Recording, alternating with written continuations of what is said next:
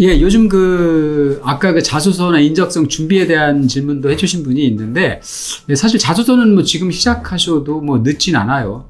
근데 이제 자소서 쓰느라고 다른 준비들이 좀 지장을 받으면, 어떨까 이제 하는 것 때문에 좀 우려를 드린 거고요.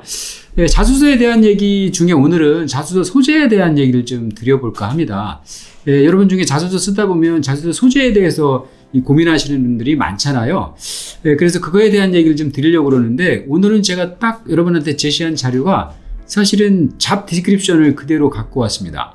그대로 제가 제시해 드렸고, 그 중에 파란 그 박스하고 빨간 박스를 친 거밖에는 없거든요. 이걸 가지고 제가 설명을 드리려고 그래요. 자, 어떤 의미가 있냐면 이런 거죠. 자소서 소재를 발굴하는데 고민하지 마세요. 여기 그 가이드가 다 있거든요. 예를 들면 삼성 반도체를 예로 들어볼게요. 이게 지금 제가 올려놓은 이 자료가 삼성 반도체의 파운드리 사업부의 반도체 공정기술 직무의 사례입니다. 공정기술 직무의 그 잡 디스크립션이거든요. 여기 보면 롤과 recommended subject과 그 다음에 requirement, 그 다음에 process가 이렇게 나오잖아요. 4가지 항목이 나오잖아요. 이 항목들이 각각 뭘 의미하는지는 아실 거고요. 자, 일단은 자소서 소재랑 관련해서 보시면 오른쪽을 먼저 보시면 좋을 것 같아요. 제가 2가지 소스를 말씀을 드릴게요. 예, 자소서의 소재로 특히 여러분 이 방송을 요 유튜브를 듣는 분들은 대부분 이공계 공대생들이잖아요. 그러면 이거죠. recommended subject에 나와 있는 내용이 사실은 제일 중요한 첫 번째 자소서 소재입니다. 여기 보면 그런 의미잖아요. 예, 전기전자를 전공하고 반도체의 공정기술을 지원할 친구들은 요러요러한 과목들을 꼭 들으라는 의미잖아요. 그죠? 그러면 자소서의 소재로 첫 번째 와줘야 되는 건 이겁니다. 내가 여기 있는 recommended subject에 해당되는 이러이러한 품목을 들어서 내가 지금 알고 있는 반도체 관련된 지식이 뭐다라는 걸 어필해 주는 게 첫 번째로 나와야 되는 거죠. 이 회사가 제시를 해주고 있잖아요. 그죠? 네, 그래서 이게 저는 제일 중요하다고 보고요. 그 다음에 밑에 내려가시면 플러시스라고 돼 있잖아요.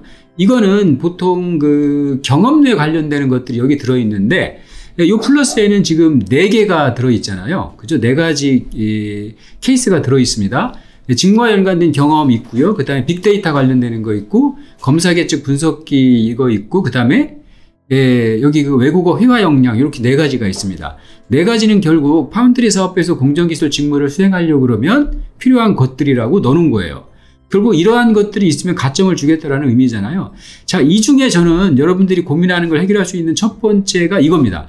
직무와 연관된 경험 보유자라고 해놓고 가로 열고 4가지가 써 있어요. 프로젝트, 논문, 특허, 경진대회 이렇게 4개가 돼 있잖아요. 요 그 내용은 이 잡 디스크립션의 모든 직무에 공통적으로 들어가 있는 거거든요. 그러니까 다른 직무에도 요거를 활용할 수 있다라는 얘기고요. 자, 회사가 요거를 이렇게 명확하게 박아놓은 이유는 명확하게 이거를 어필을 하라고 지금 얘기를 하는 거나 마찬가지예요. 특히 여러분이 여기 recommended subject에 관련되는 과목을 들으신 분이라 그러면 그 과목과 연관돼서 프로젝트를 1~2개 정도 수행하실 거 아니에요. 그죠? 그러면 그 프로젝트의 내용에서 직무와 연관되는 걸 찾아가라는 거죠. 그래서 프로젝트를 자소서에 잘 녹여주시면 됩니다. 단지 조건이 있어요. 뭐냐면 직무와 연관성을 가져야 돼요. 그래서 보통 학사하신 분들은 프로젝트를 가지고 녹여주셔도 되고, 아니면 혹시 경진대회 관련되는 걸 해보신 분이라고 있다라고 그러면 직무랑 관련된 경진대회입니다. 이 경진대회에 대한 것도 녹이셔도 좋습니다. 그리고 석사를 하신 분들은 논문을 대부분 쓰시잖아요. 그리고 일부 특허까지 해보시는 분도 있는데, 예를 들면 직무랑 연관된 논문이나 특허가 있다라고 하면 그것도 굉장히 좋은 자소서의 소재가 됩니다. 그래서 제가 드리고 싶은 말씀은 이거예요. recommended subject과 플러스에 나온 내용들에 해당되는 게 있으면 그거를 자소서에 잘 녹여서 내가 이렇게 전공을 열심히 공부해서 배운 게 뭐고, 또 플러스에 해당되는 경험들을 내가 통해서, 아니면 프로젝트를 통해서 내가 경험한 것들이 어떤 거라는 걸 구체적으로 보여주라는 거죠. 보여줘서 일단은 requirement에 얼마나 적합한지를 보시고요. 더 중요한 건 롤입니다. 그러니까 본인이 들었던 서브젝이나 플러스의 내용을 가지고 롤에 내가 적합한 것이 있는지를 찾아보는 거죠. 그러면 좌측으로 가시면 되잖아요. 그죠?